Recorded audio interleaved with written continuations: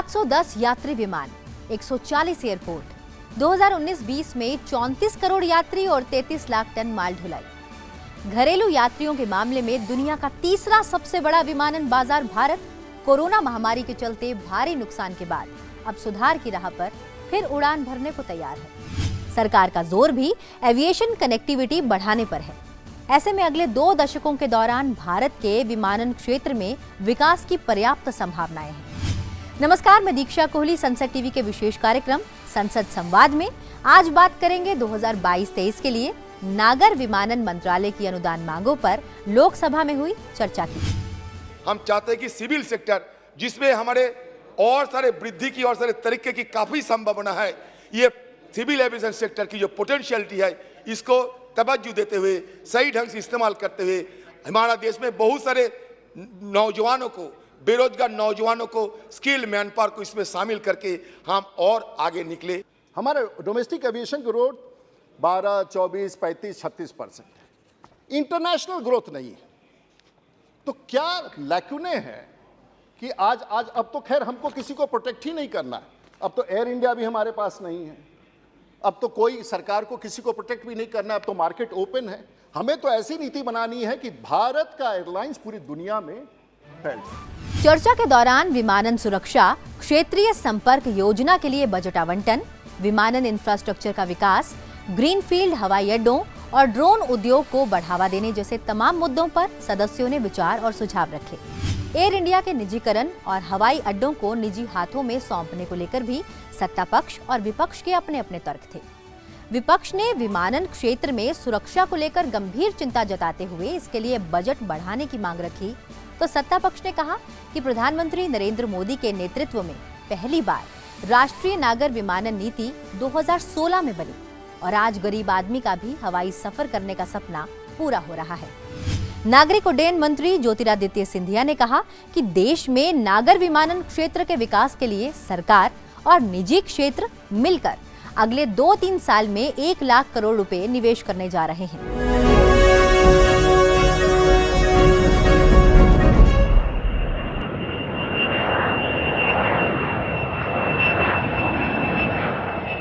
भारत आज दुनिया में सबसे तेजी से बढ़ते विमानन बाजारों में से एक है। अर्थव्यवस्था के विकास, बढ़ते कारोबार और तेज रफ्तार जिंदगी के चलते हवाई सफर अब स्टेटस सिंबल नहीं बल्कि जरूरत बन गया है। देश में 1911 में पहली फ्लाइट की उड़ान से लेकर कुछ साल पहले तक ऐसा माना जाता था कि हवाई जहाज का सफर तो सिर्फ अमीरों के लिए है।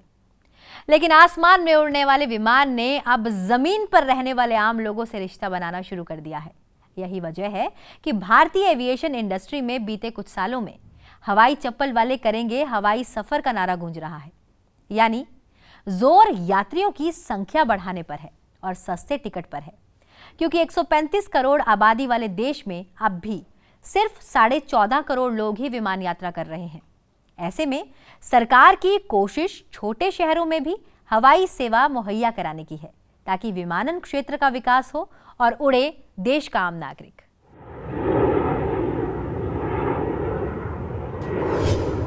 India is the third largest domestic aviation market in the world today.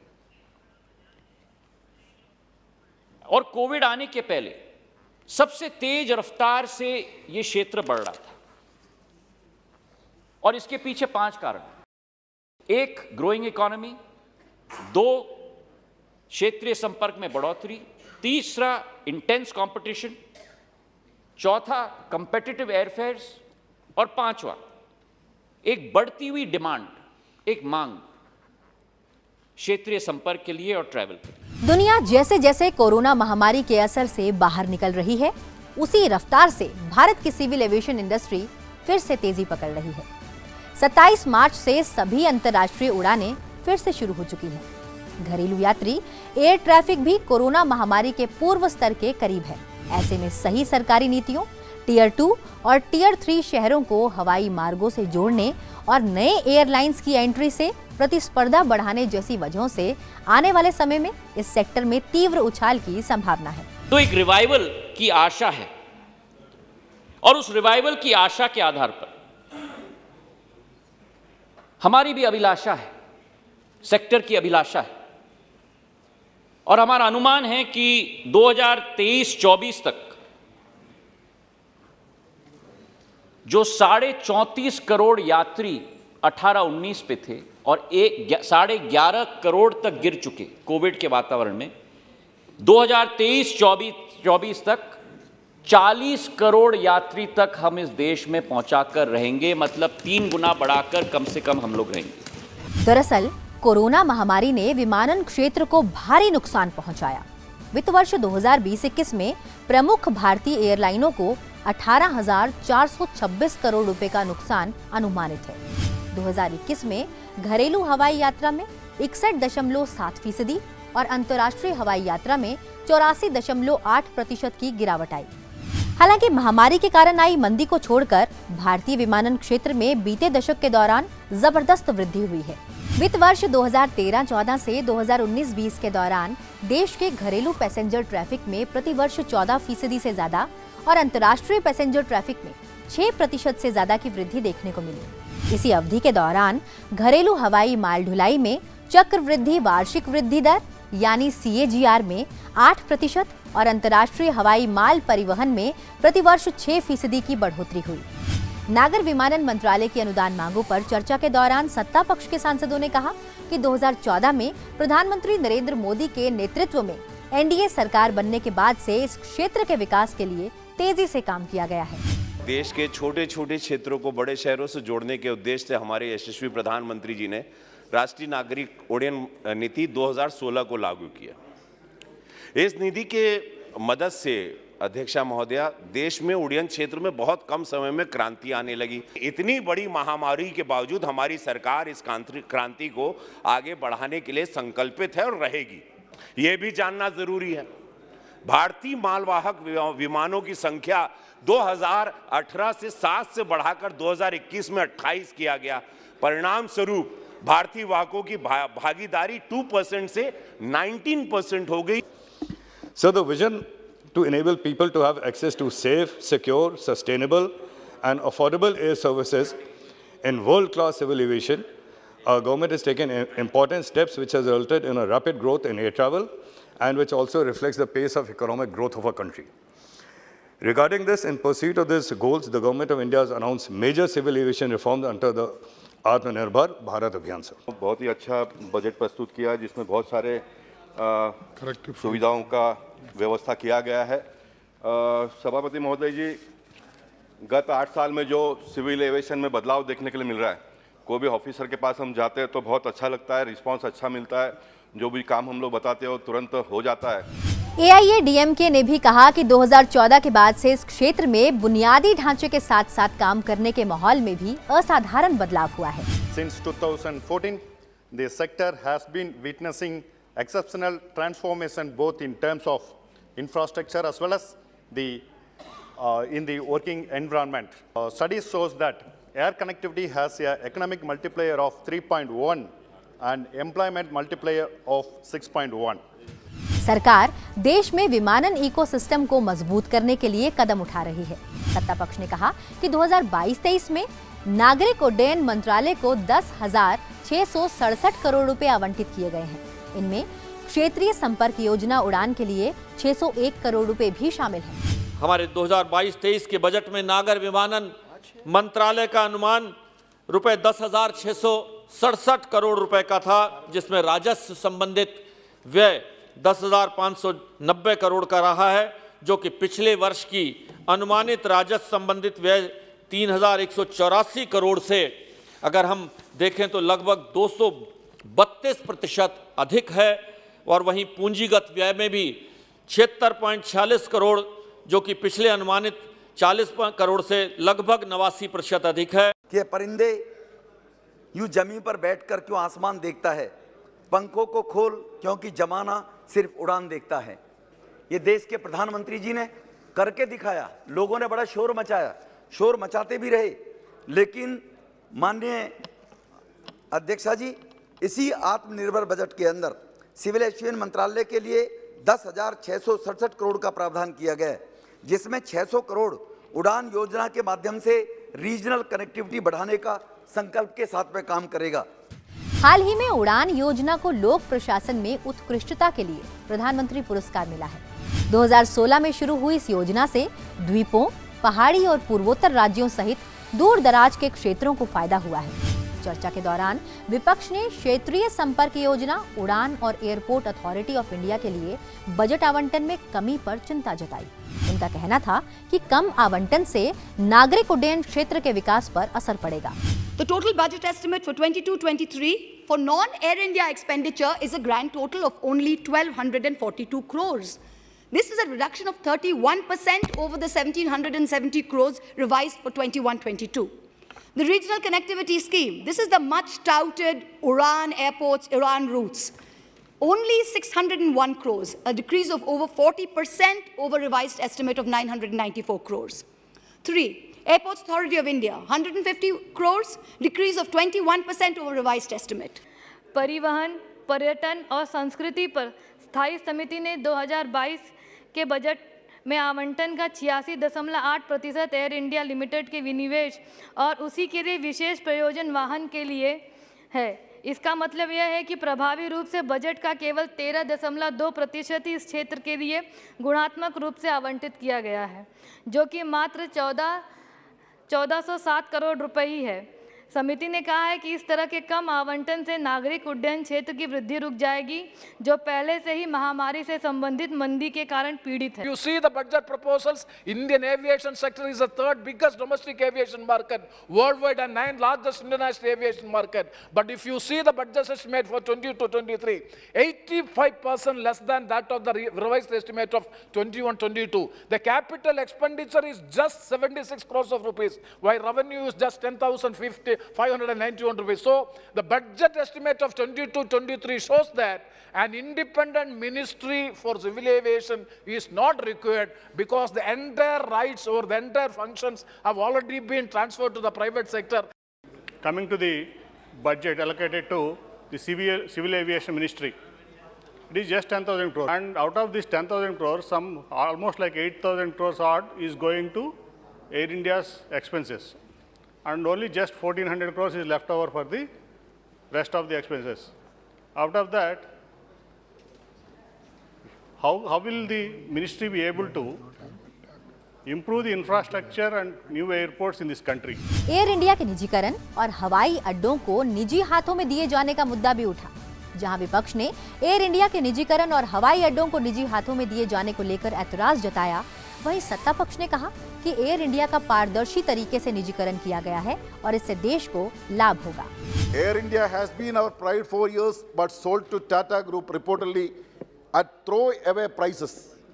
With the selling of Air India, the only job left for the Civil Aviation Ministry is to control the operations of flights operations, and for that, one would wonder why such a huge amount is earmarked as a part of the budget. Even the operation of major airports in the country like Ahmedabad, Lucknow, Mangalore, Jaipur, Guwahati, Thiruvananthapuram, etc. have been handed over to the Adani Group for 50 years. And in that way also nothing to left for the ministry to do. With the privatization of the airlines, linkages between regions or the hampered of the cooperation between the private companies is mainly for profit motive. Thus, the question is how the objective of the Udan scheme announced by the union government will be fulfilled. Airport parking fees and other amenities have the risen as airports have been privatized. हमारी सरकार द्वारा air India के निवेश का जो शुरुआत की गई है, इसमें कहीं ना कहीं हमारी पिछली सरकारों की नीतियों के कारण आज ये स्थिति पैदा हुई। 1953 में उस वक्त की तत्कालीन सरकार ने जिस तरह राष्ट्रीयकरण किया गया था, टाटा समूह से वह एयर इंडिया ली गई थी, आज पूरी पारदर्शी तरीके से आज उसी टाटा सन्स को ये एयर इंडिया वापस की गई है, बिल्कुल पारदर्शी तरीके से, और मजबूर हो गए थे हम ऐसा करने के लिए। एयर इंडिया के निजीकरण के लिए सरकार को धन्यवाद देना चाहता हूं। यह संस्थान पिछले कई वर्षों से घाटे में था और साल दर साल सरकार के ऊपर पब्लिक मनी का बोझ पड़ता जा रहा था। आशा है कि टाटा एयरलाइंस ग्रुप के पास इसका सफल परिचालन हो सकेगा। चर्चा के दौरान ग्रीनफील्ड हवाई अड्डों, ड्रोन उद्योग और एयर कार्गो क्षेत्र को बढ़ावा दिए जाने का भी जिक्र हुआ। सांसदों ने कहा कि भारत को ड्रोन हब के रूप में विकसित करने की दिशा में काम किया जा रहा है। बीजेपी के राजीव प्रताप रूडी ने देश में 30-40 नए ग्रीनफील्ड हवाई अड्डे बनाने की जरूरत बताई, तो बीजेपी सांसद हेमा मालिनी ने कहा कि ग्रीनफील्ड एयर स्टेशन की स्थापना और परिचालन के मुद्दे को हल करने में देरी से देश के एयर कार्गो क्षेत्र को नुकसान होगा, इसलिए इसे जल्द से जल्द हल किया जाना चाहिए। Indian air cargo sector throws innumerable opportunities and may well play a significant role in Make in India mission and also making India a 5 trillion economy. Any further delay in resolving the issue of setting up and making greenfield air freight stations operational would be disastrous not only for country's air cargo sector but also dishearten Make in India mission and also making India a 5 trillion economy. So therefore, I request the minister to look into the matter and do the needful for earliest implementation of the air freight station policy introduced some years back. The drone industry is a future, and when you talk about the drone industry, it will help the agriculture industry, it will help the mining industry, and it will help the infrastructure industry. The government of India, through Narendra Modi ji, Prime Minister Saab, is talked about production-linked incentive plans vis-a-vis drones. So 120 crore money has been put in drones, and drones, ma'am, is a future for the civil aviation industry to. हमें defence के airport से परहेज करते हुए लागत greenfield project में करना चाहिए। मेरा आपसे अनुरोध है मंत्री जी, नीतिगत रूप से आप अपने टेन्योर में आप अगर 25, 30, 40 अगर ग्रीनफील्ड प्रोजेक्ट्स ऑन कर देते हैं तो आने वाली पीढ़ी आपको हमेशा याद रखेगी, जिसमें पटना नंबर 1 होना चाहिए। These are the prospects and you have to dream about what is going to happen, and I'm sure you are going to dream it. देश में प्रशिक्षित पायलटों की कमी, पायलटों के काम करने की शर्तें और विमानन क्षेत्र में सुरक्षा को लेकर भी सांसदों ने चिंता जताई। जो एविएशन सेक्टर में, चाहे वो directorate general of civil aviation हो, चाहे bureau of civil aviation security हो, चाहे एयरक्राफ्ट एक्सीडेंट इन्वेस्टिगेशन ब्यूरो हो, उसमें सर बड़ी कटौती है जो पैसे की पिछले दिनों में हुई है। उसमें मंत्री जी जो रिवाइज एस्टीमेट लगेगा सिक्योरिटी कंसर्न्स करके, उसमें मैं ज़रूर चाहूँगा पैसा ज़रूर और जाना चाहिए। सर जो नाइट ये डबल शिफ्ट, तकरीबन ये 3 साल पहले से ये बात आई है, पहले कभी भी सर ये कैसे हो सकता है भी एक रात सारी ड्यूटी की हो और दूसरे दिन आप कैसे पायलट्स को कह सकते हैं भी दिन में वो सो जाएं जाके और फिर सेकंड नाइट वो फिर प्लेन पे चढ़ जाएं। अगर पायलट ने कोई जॉब छोड़नी है सर, कहीं भी नहीं है, 6 महीने पहले उसको कंपनी को बताना पड़ेगा, और जब वो 6 महीने पहले बताता है तो उसे तंग करते हैं, परेशान करते हैं। Already struggling with COVID-19, such low allocation will affect the growth of the sector. I am of view that more capital expenditure can be used for modernization of airports, construction of new airports in line with the international standard. Secondly, sir, the low allocation will affect the safety and security. One of the major challenges facing the aviation sector in India is a shortage of trained personnel. It is estimated that more than 28,000 pilots will be needed in the future due to the growth and the demand of the commercial airlines. Considering this, the minister should develop the greater number of technically trained pilots and the allied professionals. चर्चा के दौरान विमानन सुरक्षा के लिए budget बढ़ाने के साथ-साथ एयर ट्रैफिक कंट्रोलर के खाली पदों को जल्द से जल्द भरने की मांग भी उठी। साथ ही एरोस्पोर्ट्स को प्रोत्साहन दिए जाने का मुद्दा भी उठा। The sanctioned strength of air traffic controllers in the country is 3,901 against which only 3,162 personnel are employed, a shortage of 19%. The demand for air traffic controllers is increasing with the addition of new airports and introduction of new airlines. Therefore, the government needs to fill up the vacancies of air traffic controllers urgently. India, with its breathtaking views of the mountain, sea beaches and the countryside, with a great potential of aerosports, it can act as a boost of adventure tourism in the country. The government has made a mere token allocation of rupees 1 crore for this development of aerosports by the Ministry of Finance. I would want to know from the minister that why has there been a lack of interest shown by the Ministry of Civil Aviation in this promising field? चर्चा के दौरान सांसदों ने अपने अपने प्रदेश और क्षेत्रों में विमानन सेवा के विस्तार से संबंधित मुद्दे भी उठाए। I request the government to grant clearance at the earliest for the Bhogapuram airport. I would like to request the Honorable Minister to take the necessary steps for Tirupati as an MRO center. Silchar happens to be located in the southernmost tip of Assam, and Silchar has got a very logistic situation. My request to Scindia ji to consider setting up of a Silchar greenfield project at the earliest. Samajwadi party के doctor ST Hasan ने मुरादाबाद से घरेलू उड़ानें शुरू करने, जबकि JKNC के हसनैन मसूदी ने जम्मू कश्मीर को रीजनल कनेक्टिविटी स्कीम के दायरे में लाने की मांग रखी। 82 के करीब फ्लाइट श्रीनगर एयरपोर्ट इस वक्त हैंडल करता है, 41 और 41। तो वहाँ पर नहीं वो इंफ्रास्ट्रक्चर है कि वो हैंडल करे ऐसा जो पैसेंजर जो इतना उस पर बोझ पड़ रहा है। तो ज़रूरत ये है कि जो आपका ये जो आप बना रीजनल कनेक्टिविटी की स्कीम बना रहे हैं, इस स्कीम को जम्मू कश्मीर को इसके दायरे में लाइए। मुरादाबाद के अंदर एक एयर स्ट्रिप बनी थी और बनी है, तकरीबन 10-12 साल हो गए। हमारी हमेशा ये डिमांड रही कि कम से कम यहाँ से डोमेस्टिक फ़्लाइट्स चालू हो जाएं, ताकि हमारे एक्सपोर्टर्स को और हमारे आर्टिजन्स को आसानी हो जाए दिल्ली आने में, बॉम्बे जाने में। एनसीपी के सुनील टटकरे ने कहा कि महाराष्ट्र के कोंकण क्षेत्र में विमानन क्षेत्र को लेकर ध्यान दिया जाना चाहिए। तो निर्दलीय सांसद नवनीत रवि राणा ने अकोला हवाई अड्डे को फिर से शुरू करने का अनुरोध किया।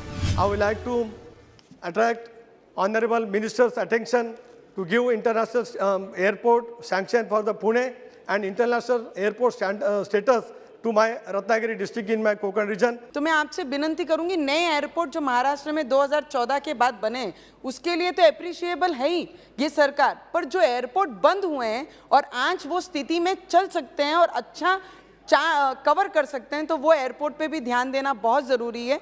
मैं विनंती करूंगी कि अकोला एयरपोर्ट को उसका रनवे डेवलपमेंट करके और एयरपोर्ट शुरू करवाया जाए। नागरिक उड्डयन मंत्री ज्योतिरादित्य सिंधिया ने चर्चा का जवाब देते हुए कहा कि पिछले कुछ सालों में नागर विमानन क्षेत्र में काफी प्रगति हुई है। कोरोना काल में नुकसान झेलने के बाद फिर से भारतीय विमानन क्षेत्र तेजी से खड़ा हो रहा है। उन्होंने कहा कि प्रधानमंत्री नरेंद्र मोदी के नेतृत्व में सरकार ने पिछले 7 साल में इस क्षेत्र का लोकतांत्रिकरण किया है। The democratization of civil aviation has taken place in the last 7 years.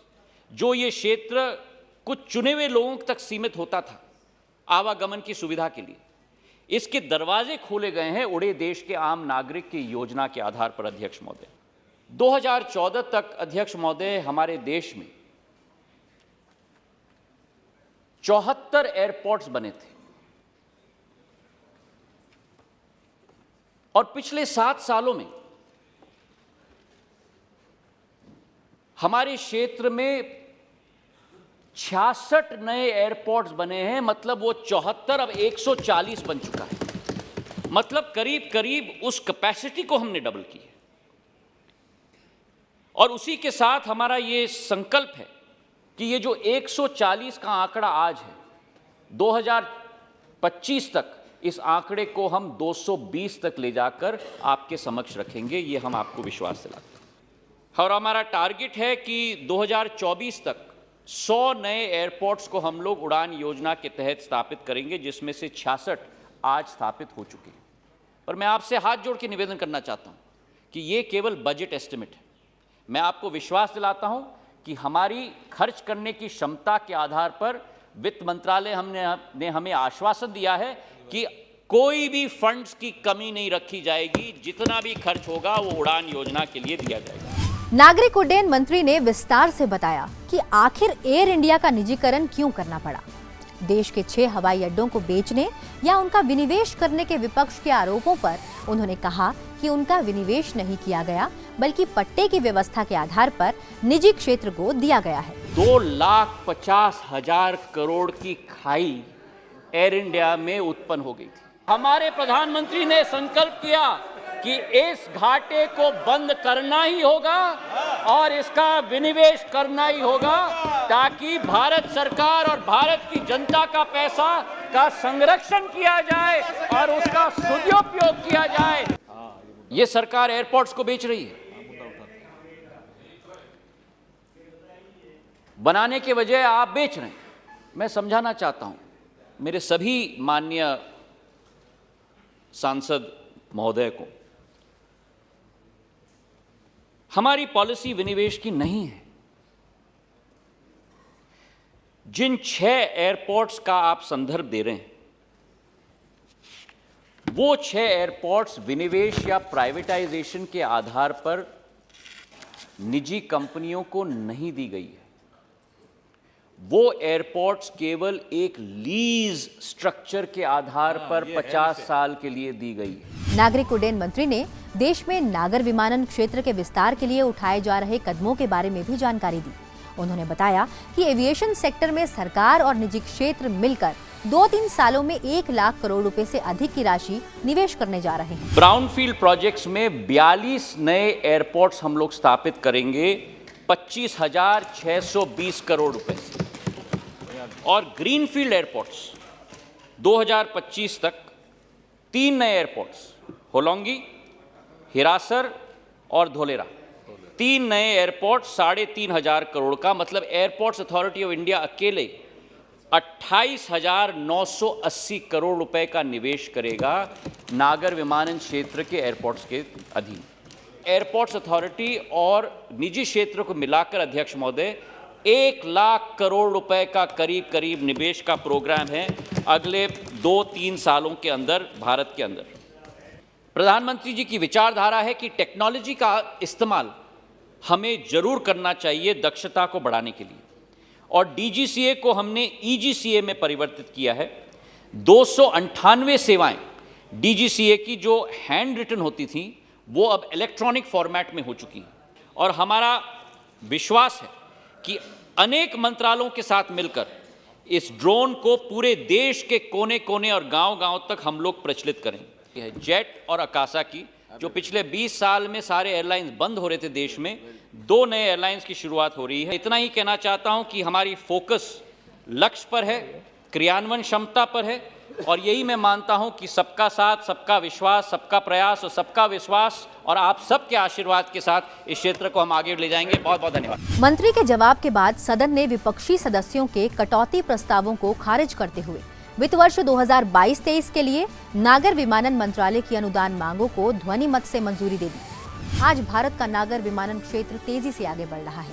Bharat को ड्रोन अनुसंधान, विकास, विनिर्माण और परिचालन के लिए वैश्विक केंद्र बनाने की दिशा में भी कदम बढ़ाए जा रहे हैं। एविएशन इंडस्ट्री में निवेश बढ़ रहा है, जिससे बड़े पैमाने पर रोजगार के अवसर पैदा हो रहे हैं। आशा अभिलाषा बहुत ऊंची है, पर सफर आसान नहीं है। लेकिन जैसे जैसे भारतीय अर्थव्यवस्था बढ़ेगी, एविएशन का बाजार बढ़ेगा और देश का विमानन क्षेत्र भी नई ऊंचाइयां छुएगा।